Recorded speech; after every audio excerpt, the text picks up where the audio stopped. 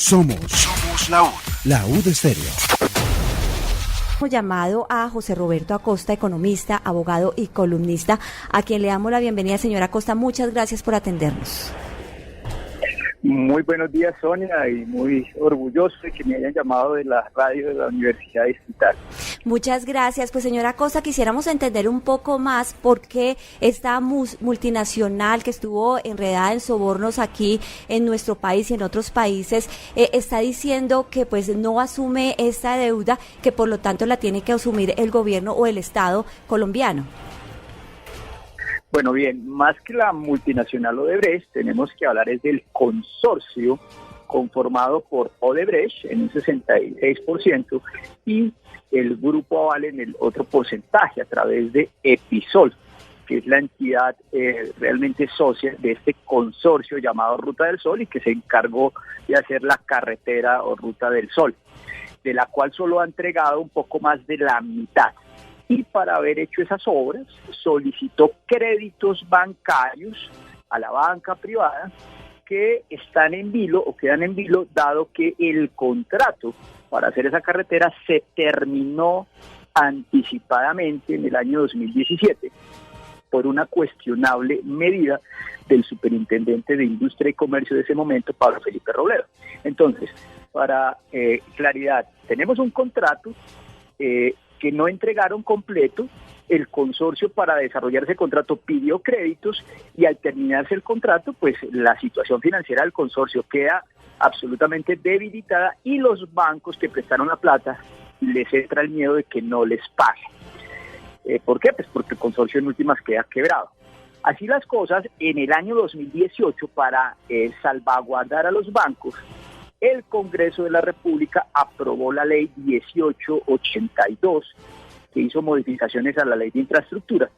Y en un bastante cuestionado artículo 20 dice, palabras más, palabras menos, que el Estado colombiano, es decir, todos nosotros, con la plata de nuestros impuestos, pagaremos los créditos que cualquier constructor haya tenido con entidades financieras, independiente si el constructor es corrupto o no lo es. Pero si el contrato se declara nulo o se declara la terminación anticipada, como es el caso, serán los colombianos del presupuesto nacional quien le pague a los bancos para salvaguardarlos y que no sufran el miedo, el susto de que su plata se pierda. Es una medida que en últimas le quita el riesgo a los bancos privados y lo ubica en los hombros de la ciudadanía. Lo que siempre se ha dicho, se privatizan utilidades y se socializan las pérdidas, o mejor, en este caso se socializan los riesgos de crédito. Con base en ese artículo 20 de la ley 1882, el gobierno ha venido adelantando un proceso de conciliación con el consorcio Ruta del Sol compuesto por Odebrecht y Grupo Aval.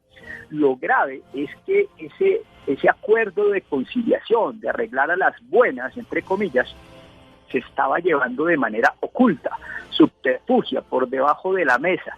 Y el domingo, en la columna de María Jimena Duzán, se quedó claro que se estaba llevando ese acuerdo. Y lo grave es que ese acuerdo se va llevando por parte del gobierno apenas días antes de un fallo del tribunal, de un tribunal de arbitramiento que ya lleva años funcionando en una controversia entre el Estado y el consorcio Ruta del Sol, que va a fallar ahorita. El 6 de agosto va a salir el fallo o el laudo arbitral que defina cómo son las cuentas a pagar de ese contrato ya terminado. Es decir, se termina el contrato y lo que está pendiente es la liquidación de platas.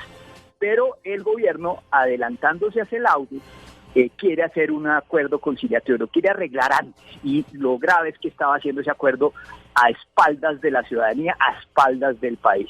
Al haber quedado desnuda la ministra de Transporte, le tocó salir este lunes a decir, sí señores, estamos adelantando este acuerdo con base en el artículo 20 de la ley 1882 que obliga a que le paguemos los ciudadanos, le salvaguardemos la plata a los bancos y es la mejor salida. Pues no es la mejor salida. La mejor salida es esperar que el Tribunal de Arbitramiento hable de su fallo, que dejemos que el Estado de Derecho funcione y el 6 de agosto diga cómo va a ser la liquidación, que, ojo a esto, puede obligar más bien que el consorcio le pague a la nación y no, como hoy día, que seamos nosotros los que le paguemos a los corruptos. Yo sé que es un tema un poquito complejo, pero en últimas lo que se pretende, y es mi posición, es dejemos actuar a la justicia, a esta justicia del Tribunal de Arbitramiento ante la Cámara de Comercio. Estamos, como digo yo, el 6 de agosto ya es el laudo. ¿Cuál es el afán de la ministra de Transporte y del presidente Duque, que está involucrado en el tema de Odebrecht, para que se arregle, entre comillas, por las buenas y en igualdad de condiciones con los corruptos antes de ese 6 de agosto? Sí, es decir, señora Costa, la embarró el gobierno de Duque con esta normatividad, fue, digamos, algo que quiso hacer por intereses particulares, porque se habla solamente que este contrato de Ruta del Sol, usted lo ha explicado muy bien, lo liquidó, más no una caducidad, y por liquidarla, pues obviamente asumió esa deuda, supuestamente dicen, para no perjudicar a los bancos y obvio pues para que el señor Sarmiento pueda seguir con los contratos con el gobierno. Así es, Sonia. Mira, este contrato nació espurio. Es un contrato corrompido por los sobornos que ya se probaron y confesaron el viceministro de Transporte, Gabriel García Morales, viceministro de Transporte del gobierno Uribe.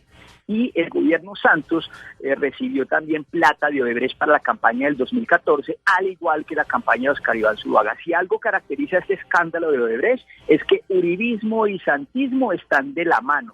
Son hermanos de sangre de la corrupción de Odebrecht y Grupo Aval. Aquí lo interesante es que en el 2017 el senador Iván Duque pone una denuncia ante la Superintendencia de Industria y Comercio por competencia desleal contra Odebrecht. Ni siquiera es juicioso de hacerla contra el consorcio para afectar al Grupo Aval, sino que la hace solo contra uno de los socios del consorcio, ignorando al Grupo Aval, o mejor, haciéndole el favor. ¿Qué pasa con esta denuncia por competencia desleal del entonces senador Iván Duque? Pues que la competencia es lo más chiquito y lo menos grave de todo lo que pasó en este entramado de corrupción. Es como si el senador Iván Duque ve que a la vecina del frente hay unos tipos apuñalándola, la están matando a la viejita, y él llama a la policía a decir que el carro de los asesinos está mal parqueado. Pues con esta decisión de denunciar por competencia desleal, omitiendo los graves hechos de soborno, el superintendente, a la vuelta de 3 semanas de la denuncia de Iván Duque, decide en una medida cautelar sin precedentes en nuestra doctrina y jurisprudencia colombiana terminar anticipadamente el contrato.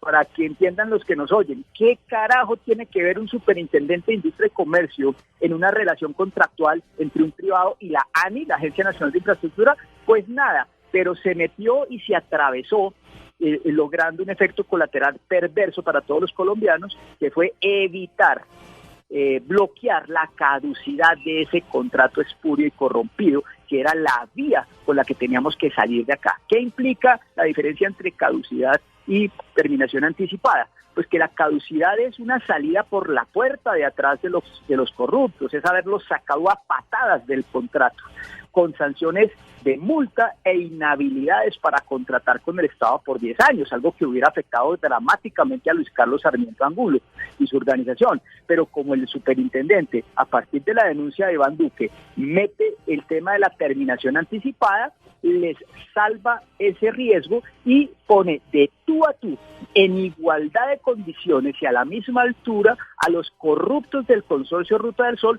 con el Estado.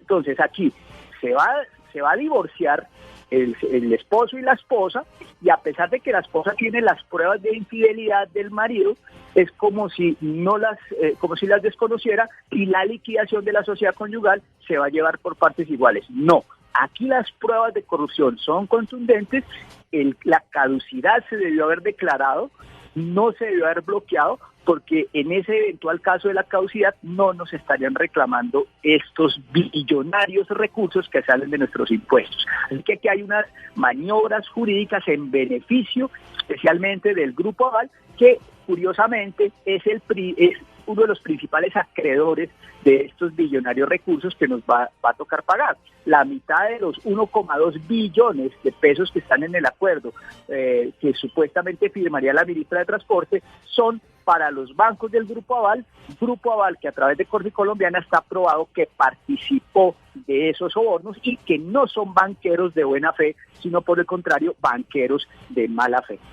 Cuando hablamos de los banqueros de buena fe, obviamente son los que no están dentro del Grupo Aval. Estamos hablando de bancos como Davivienda, Bancolombia, Itaú. Correcto, así es. Esos bancos, pues bueno, de por sí que habría mucha discusión de por qué demonios tenemos que pagar de nuestros impuestos los créditos que estos bancos hagan. ¿Acaso los bancos no tienen su departamento de riesgo y las respectivas diligencias para verificar que su plata o la plata que prestan la hagan bien? Pero bueno, estamos rodeados tanto de corrupción que bloquearían o colapsaríamos el tema de financiar las vías de cuarta generación que tanto necesitamos.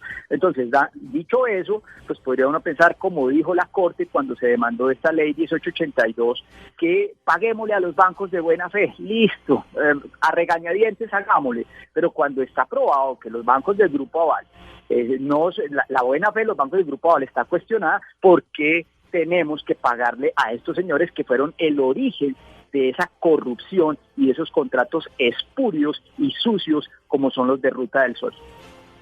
Doctora Costa, usted dirá que yo soy un muy mal entendedor, pero yo quiero que nos quede claro esto de la ley 1882, esta denuncia que hace en su momento el senador Iván Duque, esta determinación de la superintendencia, todo eso se podría entender como un plan ya organizado desde la misma vigencia de la ley. Digamos que todo esto lo pudiesen haber tenido ya calculado, controlado y establecido para que este fuera realmente el futuro y que pues fuera el Estado colombiano el que tuviese que hacer la resarcición económica de este tipo de corrupción. Camilo, la respuesta es sí, y tan es sí que desde septiembre del 2017 en mis columnas del Espectador anticipé que el nico legislativo que terminó en el artículo 20 de la ley 1882 terminaría en que los colombianos pagáramos a los bancos los recursos que ellos entregaran a los corruptos. Eso está claro en varias columnas. Es más, posteriormente el Contralor General Maya Villazón, dándome la razón, denunció ante la Corte esa ley 1882, especialmente su artículo 20, que además le aplican retroactividad para beneficiar a los banqueros. Esa ley 1882, y lo dije claramente desde el 2016, tenía nombre propio. El nombre de la ley 1882 es Ley para Luis Carlos Sarmiento Angulo. Y también dije en marzo del 2018, que me implicó pues una pelea frontal contra Iván Duque, con quien habíamos compartido muy estrechamente la lucha para frenar la venta de Isagen, dije cómo estas maniobras de la denuncia de Iván Duque y la intervención irregular del superintendente de Industria y Comercio, Pablo Felipe Robledo, terminaba beneficiando también al Grupo Aval de Luis Carlos Sarmiento Angulo. Así que, Camilo, cuando tú dices que si aquí lo que hubo, ya pegando todas las fichas, es una especie de concierto o entramado para lograr un objetivo de lucro a favor de unos privados en detrimento de lo público, pues me adhiero a lo que anticipé hace años. Claro, doctor Costa, y también digamos que nos abre también ese panorama y nos recalca la duda que hemos tenido siempre los colombianos, ¿no? Por más de esta polarización que fueron los 8 años del gobierno de Juan Manuel Santos, que se le tiró, digámoslo así, si me permite la expresión, se le tiró con toda por parte del uribismo, cuando se generó el proceso de paz con las FARC, y bueno, lo que hemos visto también posteriormente en su salida como presidente de la República. Pero eso como que se desestima, finalmente esa polarización política se desestima porque ratificamos que los diferentes gobiernos, sean en su momento liberales, conservadores, en este momento uribistas o no uribistas o lo que sea, pues siempre apuntan realmente a cobijar a los más poderosos, en este caso a un hombre como Luis Carlos Sarmiento Angulo. Hay diferencias políticas, pero finalmente frente a estos escenarios que tiene un gran escenario de banca en el país, que son dueños no solamente del sistema financiero, sino de muchísimos más sectores, pues ahí se tapan todos con la misma cobija, no importa si son Santos Uribe, ¿no? Totalmente de acuerdo, Camilo, así lo he dicho. Casi que puede uno afirmar que los debates sobre el proceso de paz entre estas dos facciones de uribismo y santismo son un mero distractor, mientras al momento de los cheques, mientras al momento de los jugosos negocios con lo público, sí se sientan en la misma mesa a comer del mismo plato de lentejas. Esta ley 1882 se aprobó con el voto del santismo y con el voto pleno de los uribistas y del Centro Democrático. Así que muchas veces los colombianos nos dejamos calentar por debates insulsos y meramente ideológicos y superficiales, cuando en últimas, en la metida de mano en nuestros bolsillos, estos señores sí se ponen absolutamente de acuerdo. El cheque los une y disimulan diferencias en otros frentes que en últimas no representan mucho de fondo para las finanzas públicas.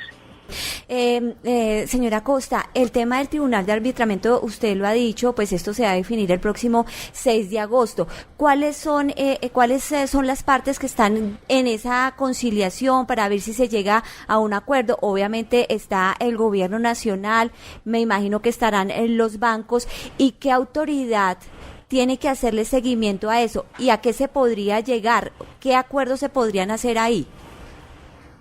Bueno, el Tribunal de Arbitramiento fue convocado en el 2016, curiosamente por el Consorcio Ruta del Sol, que le alegó unas reclamaciones a la ANI, la Agencia Nacional de Infraestructura, que es el gobierno, le alegó 700.000 millones de sobrecostos. Eso fue en abril del 2016. Y cuando se supo todo el escándalo de Odebrecht en diciembre del 16, pues les volteó la mesa y de atacantes pasaron a ser atacados. Y la ANI, al darse cuenta de lo espuro y corrompido que era el contrato, contrademandó dentro del tribunal solicitando la nulidad del contrato y negándole las pretensiones de 700.000 millones. ¿Qué pasa hoy día? Las pretensiones de estos señores de Ruta del Sol, el consorcio Ruta del Sol conformado por Odebrecht y Grupo Aval, subieron sus pretensiones a 3,6 billones, de los cuales aproximadamente son 2 billones para los bancos, de los cuales ya hemos pagado cerca de 800.000 millones. Queda el 1,2 billones que por debajo de la mesa iba a cuadrar el gobierno y se llevarían una utilidad o unos excedentes adicionales de 1,6 billones de pesos. ¿Saben cuánto puso en este negocio el consorcio Ruta del Sol de su propio bolsillo?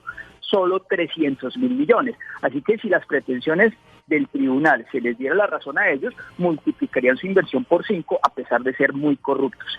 Aquí, ahora bien, lo que se va a definir el 6 de agosto es esa controversia entre la ANI, entre el gobierno y el consorcio Ruta del Sol. Y el tribunal o los árbitros pueden definir que el cheque sea de un monto que todavía no lo sabemos, a favor del consorcio o, ojo pues, también en contra del consorcio, porque así como puede ser una cifra que nos toque pagarla en franco derecho y en una discusión jurídica absolutamente válida, también puede resultar en ese laudo que ellos nos tengan que pagar a nosotros y pues resarcir los daños y perjuicio que nos han causado. Así que independiente de saber el resultado, es mejor que la justicia actúe, que el laudo del 6 de agosto nos defina con claridad cómo son las deudas y así no nos metamos en líos como lo está haciendo el gobierno. ¿Y usted cómo cree que va a actuar o qué cree que va a decir este Tribunal de Arbitramiento de acuerdo a esta controversia que se ha presentado? No me atrevería a decir absolutamente nada. Como abogado soy muy respetuoso de lo que digan los fallos, lo favorezcan a uno o no, y la incertidumbre en este tipo de discusiones jurídicas tan complejas pues hace que cualquier hipótesis, ya sea extremista o media, se pueda cumplir. Lo que sí es cierto es que si se declara la nulidad, que es la pretensión de la ANI, de la nación, de los colombianos, el causante de dicha nulidad fue la corrupción del consorcio. Y como en el ejemplo del divorcio que les contaba, si la esposa le demuestra al juez que se divorcia y se separa del esposo por infidelidad y muestra las fotos y todo, pues el juez le va a decir, listo, liquiden la sociedad, pero por favor, señor esposo, indemnice a la señora por los daños y perjuicios causados en el contrato de matrimonio. Entonces, ya como de forma hipotética y de pronto pensando con el deseo, creo que el tribunal lo que tiene en manos es declarar la nulidad, obligando a indemnizaciones por parte del Consorcio Ruta del Sol a la Nación. Si esto es así y el gobierno sabía o tiene de pronto esa hipótesis, lo mismo que Luis Carlos Sarmiento Angulo, pues por eso seguramente es que quieren anticipar la resolución del contrato antes del laudo y así bloquear el laudo, ganarse una plata y dejar a los colombianos con un hoyo en el bolsillo de 1,2 billones de pesos. Mejor dicho, pues esto es lo que nos da la tierrita, como dicen muchos. Le agradecemos a usted, señor José Roberto Acosta, economista, abogado y columnista, muy amable por su tiempo. No, a ti, Sonia, a Camilo, a todos los oyentes de la emisora de la Universidad Distrital. Un honor estar con ustedes. Somos la UD Estéreo.